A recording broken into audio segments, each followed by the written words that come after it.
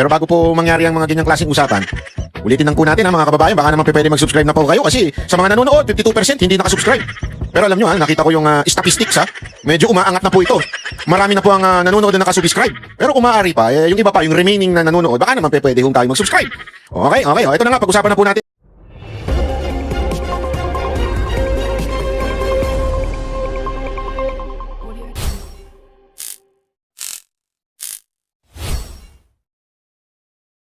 Magandang araw sa inyo lahat. Ako po si Banat Bayat. Eto na nga, napakarami pong nating pag-uusapan ngayong araw na ito. Kasi meron pong pangyayaring malupit na nangyari dyan sa Malacanang. Kung ang buong Metro Manila ay bumaha, at eto namang Malacanang ay bumaha ng luha. Naku, bakit ko nasabi yan? Mamaya, easy. At saka lupit mga kababayan. Nasolve na ng ating Pangulo, minamahal na Pangulong Bongbong Marcos. Ang sagot sa baha. Alam niya na po mga kababayan ang sagot sa baha. Mamaya. Ay nako, Panginoon ko, patawarin mo kami. Ano nangyari sa bayan namin? Bakit kami nagkaroon ng ganitong Pangulo? Ay nako, kasi naman sa inyo alam mo yung pagka nakikita ko si Bongbong Marcos, para talagang gusto kong ibato yung telebisyon ko, kaya yung computer ko pag nakikita ko siya doon wag sa social media. Kasi malala na ho itong presidente natin. Alam mo, alam mo naman ako number 1 ako nagsasabing yung mga nakaraang pangulo na katulad nung mga Dilawan, talagang malala, di ba? No, si PRRD lang ang talagang matino di ba? Tapos meron pa tayong banat na kay Leni Robredo na lutang, di ba? Talaga naman, lutang talaga siya pag nagsalita siya. Pero alam mo, hindi ko akalain na mas malala pa pala ito si BBM. Sobrang lala ni BBM, mga kababayan.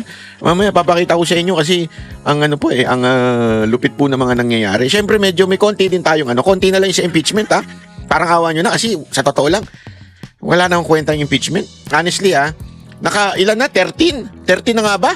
13 days of impeachment trial. Ni isa wala silang na alam mo yun na mag-i-steer ng ating mga minds na masasabi natin, oo nga, medyo meron nga silang dito. Meron nga silang point dito medyo meron silang laban dito sa area na to. Sana man lang meron tayong ganung para baga exciting yung laban kasi alam mo sa basketball Dati ako nanonood ako ng basketball. Ang favorite ko noon Chicago Bulls, di ba? Chicago Bulls. Chicago Bulls, di ba? Yung sila Jordan, sila Rodman, sila Pippen, di ba? Yan yung mga pinanonood natin noon. Talagang pag sila pinanood mo, exciting. Pero nung after ni Jordan, parang yung NBA nawala na yung excitement Para sa akin, kaya tinigil ko na panonood So, nung kapanahon na nila Jordan, exciting talaga kasi hindi lang si Jordan, pati si Rodman, si Pippen. Talagang kumpleto sirkado sila At talagang exciting yung mga last shot, ganun ba? Pero alam mo, may mga pagkakataon din na boring ang laro ng Chicago Bulls. Alam mo kung kailan? Pagtambak na po yung mga kalaban nila. Sa totoo lang pagtambak na po yung kalaban nila, boring na.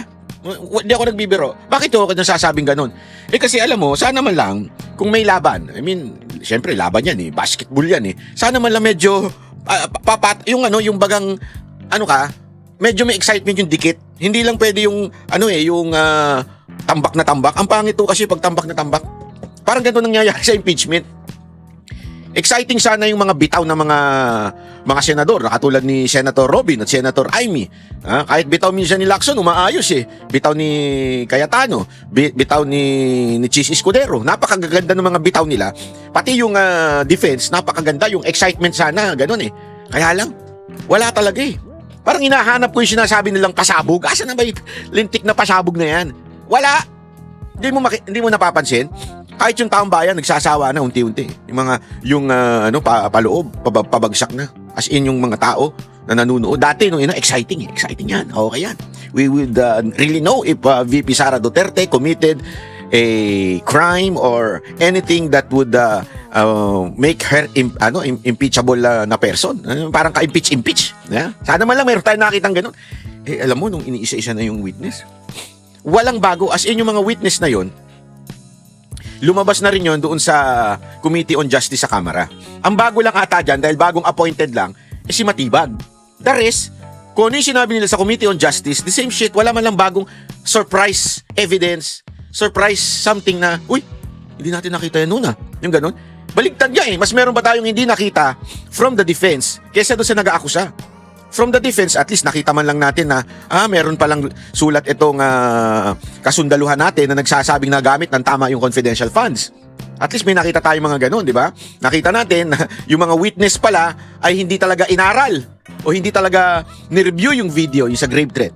At ito namang isang pagdating sa COA, ipinasa lang pala sa kanya yung mga report at narinig na lang niya yung mga desisyon at eventually nagbigay na lang siya ng opinion niya. Remember magpipresenta pa yung defense ng kanilang witness. The reason why ka nagpipresenta ng witness para tumibay yung akusasyon mo o yung depensa mo.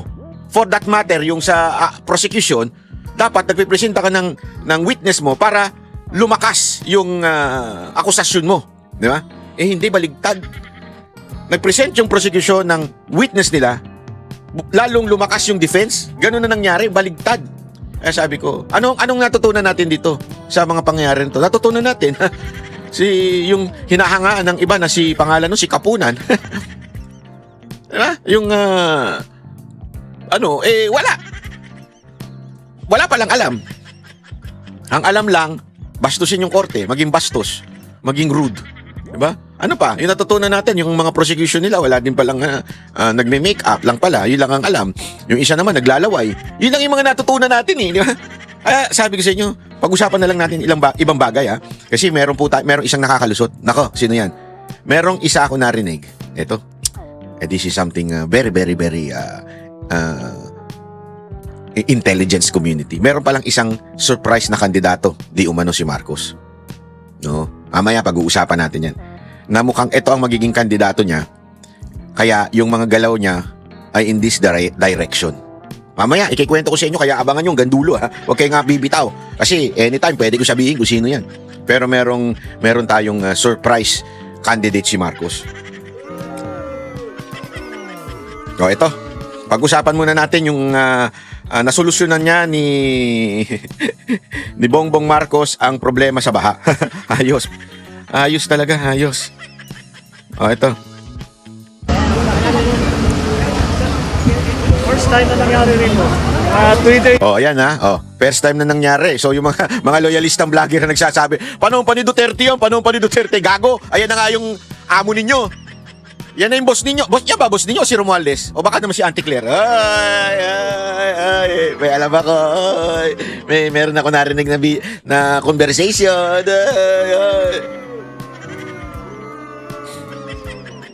First time nangyari si BBM na nagsabi, yung amo ninyo. Sago, napuno itong Parañaque. Dito sa Parañaque nangyari ito Dati hindi nangyayari yan Napuno daw. Napuno. Ano napuno? Napuno ng ano? Tingnan nga natin kung ano yung napuno na yun. Napuno na ang init ng ulo ko sa iyo, hayop ka. Napuno na ang init ng ulo ng mga taong bayan. Pero dahil una-una, madaming basura, nasira pa yung trash trap. Tapos ang dami talagang bumagsak na tubig. Yung bumagsak na tubig in the last week is the equivalent of 1 month's rainfall. Almost 1 meter. Almost 1 meter. Kaya tayo nakakaganto, nakaproblema tayo ng ganto. Ayun, napuno. Ano daw? Napuno ng almost. Yung bumagsak na tubig in the last week is the equivalent of 1 month's rainfall. Tangina. Shit!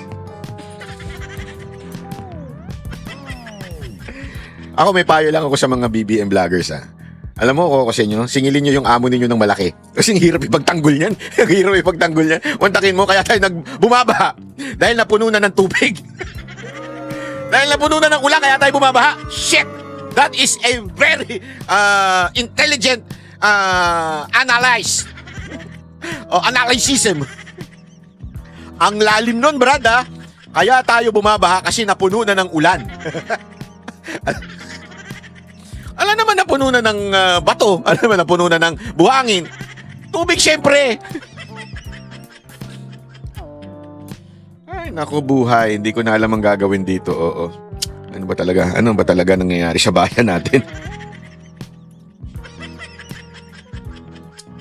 Ewan ko, pero kumbaga nga ganitong mga sitwasyon, talagang ikaiinit ng ulo mo, brad, no? Ikaiinit talaga ng ulo mo, Kasi,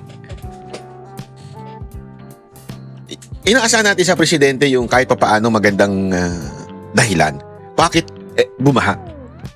Maaaring sabihin niya dahil siguro yung mga basura nang galing dito kaya pipigilan natin yung lalagyan natin dito ng harang para sa basura na yan o di kaya magkakaroon tayo ng mas malaking penalty pagka etong basura na nanggagaling sa mga katabing mga barangay. Alam mo yun, sana ganun 'di ba? Tapos kasi nasira yung mga kung ano mga flood control dyan, sana sisiguraduhin natin na magagawa ito in the next few days. Sisiguraduhin natin. Sana ganun di ba? Kasi that's hindi natin mapipigilan ng ang klima. Hindi natin mapipigilan ang mga disaster sa ating bansa. Hindi natin mapipigilan 'yan. Sabi nga, 'di ba? Act of God 'yan, 'di ba? So ibig sabihin, talagang mahirap pigilan 'yan. But we can do something about it. 'Di ba?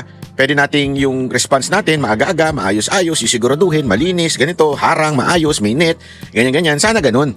Hindi yung biglang ang sagot sa iyo ng isang presidente na sana susolusyon ng problema natin. Hindi kaya bumaba kasi madami ang patak ng tubig. Isang buwan na kasi yan yung tubig na yan sabay-sabay bumagsak kaya binaha.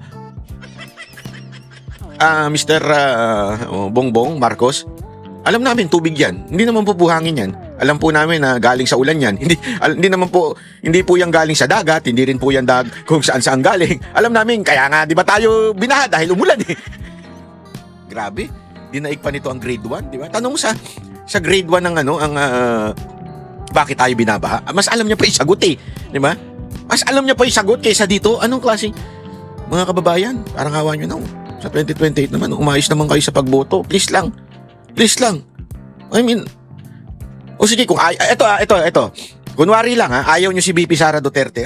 Kung ayaw nyo lang, pero imposible kasi karamihan gusto siya. Kung ayaw nyo lang, pwede ba wag naman tayong boboto ng ganito?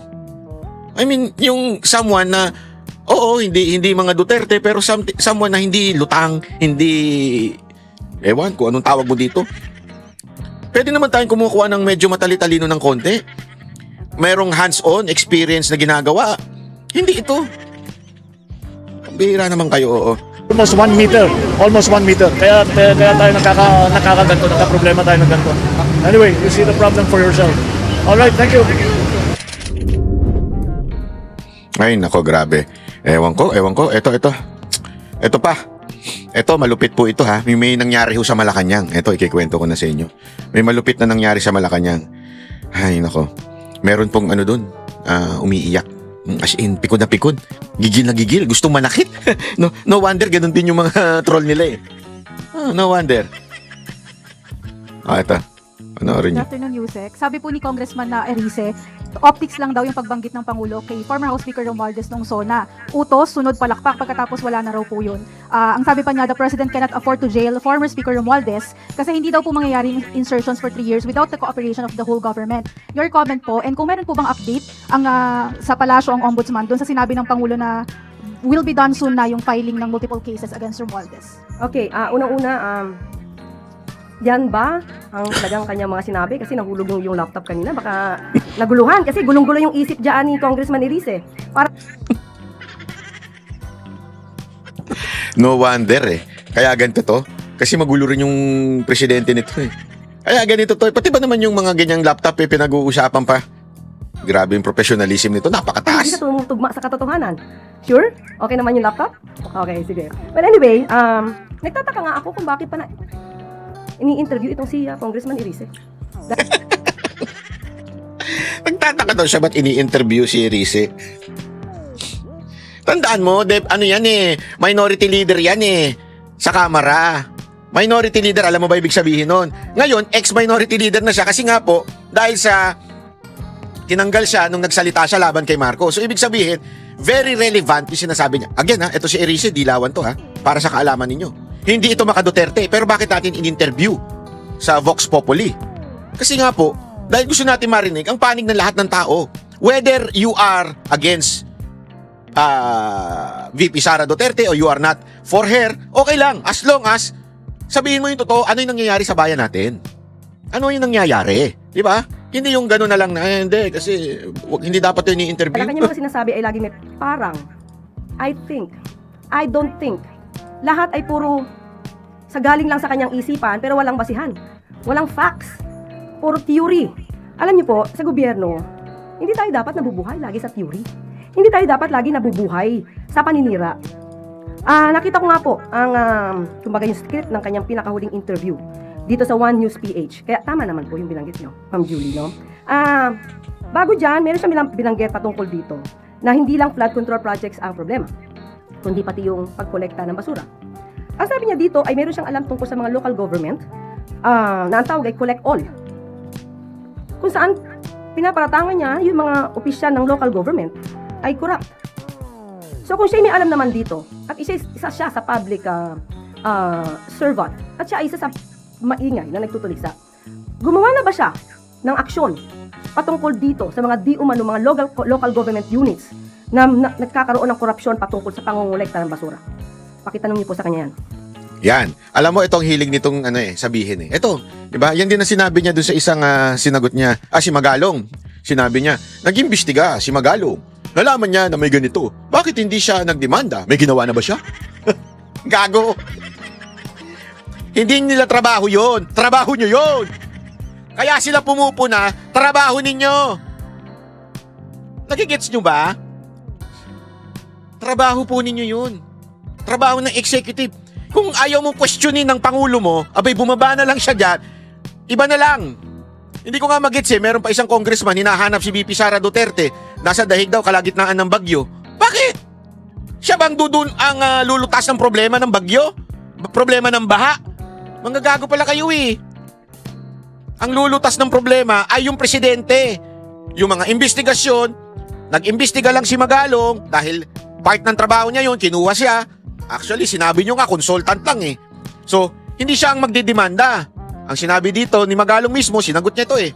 Sabi ni Magalong, hindi ko trabaho yan, trabaho nila yan. Bakit siya ang pagdidemanda? Ay para bagang ang sinabi pa nga niya, kunwari, may reklamo ka sa kumpanya, may irereklamo ka, sasabihin sa'yo ng boss mo, eh bakit hindi mo i-demanda? Bakit hindi ikaw gumawa ng solusyon? Hindi pwedeng ganun. Trabaho ng iba yung nirereklamo mo eh. 'Di ba? Halimbawa, yung supervisor mo, mali-mali yung binibigay sa yung data na kailangan mo sana doon para magawa mo yung trabaho mo. Alam naman sabihin mo sa supervisor mo, tabi nga, ako na nga lang gagawa ng data. Trabaho niya yun eh. So irereklamo mo ngayon siya doon sa head ng kumpanya nyo, sa human resource. Sasabihin ninyo, Sir, ma'am, ito pong supervisor ko kasi hindi ginagawa yung trabaho, tuloy nagkakamali-mali dito sa baba. That is the right way. Hindi mo i-confront yung pinaka-ano mo. Dediretso ka ngayon doon sa boss para sabihin na, ito kasi, para siya mag-aayos. Eto na naman si Erice. Pinupuna yung investigasyon. Anong magagawa ni Erice? Hawak niya ba yung mga investigator? Hawak niya ba yung mga pagpaparusa? Hawak niya ba ang DPWH? Hawak niya ba yung executive secretary? Anak na naman ng weteng Claire Castro, para kang tanga lang eh. Sa totoo lang para kang siraulo na. Siraulo ka ba? Ay ako nagtatanong lang Medyo yung mga hirit mo talagang ewan ko sa'yo. Wala na sa lugar eh. Sobrang wala na sa lugar yung hirit mo. Sa totoo lang Ito tuloy natin. Anak ng weteng kakainit ng ulo ito. Nakakainit talaga ng ulo itong si Auntie Claire. Talagang pag ito, naku, kung ako ang nanay nito, tatay nito, hindi ko talaga ito palalabasin ng bahay para hindi makapagperwisyo ng mga tao. Hindi totoo Kung ako tatay nito, ay, doon ka na lang sa sa kwarto, wag ka nang lalabas para hindi ka makaperwisyo ng ibang tao. Pangalawa, ang sinabi niya dito, again, sabi niya, kasi I don't think that the president can afford to jail former Speaker Martin Romualdez. So ito ay iniisip niya lang. Nakausap niya ba yung Pangulo ng diretso para malaman niya kung anong damdamin ng Pangulo patungkol dito sa mga tao na nasasangkot sa flood control mess? Kasi kung hindi niya nakausap ang Pangulo at hindi niya alam ang damdamin ng Pangulo, huwag siyang magsalita. Lupit ng analogy mo. Na parang may alam siya sa sinasabi ng Pangulo. Wala siyang karapatang maging spokesperson ng Pangulo. Ayan na, galit na galit na. Unless papalitan niya ako dito. So kung ang binibigyan niya lang ay yung nasa isip Natatawa na yung mga niya, reporter patain niya na yung nasa isip niya. Anong patain? Patayin niya na yung kanya nasa isip.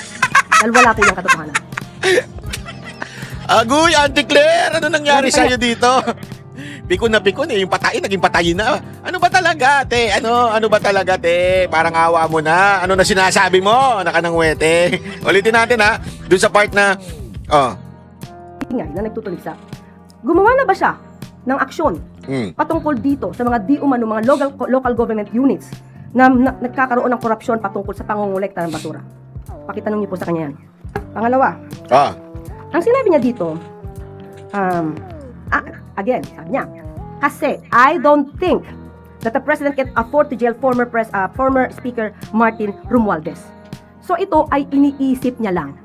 Nakausap niya ba yung Pangulo ng sabi kasi ni Erice, I don't think he can afford daw to jail Romualdez. Ibig sabihin, he is giving an opinion. Hindi ibig sabihin tagapagsalita na siya.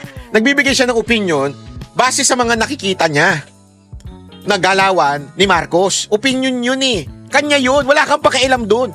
Hindi niya sinabing, sabi ni BBM, hindi niya ikukulong. Paano naging spokesperson? Parang awa mo na, Auntie Claire, what is happening to you? Ay nako, what is happening to you?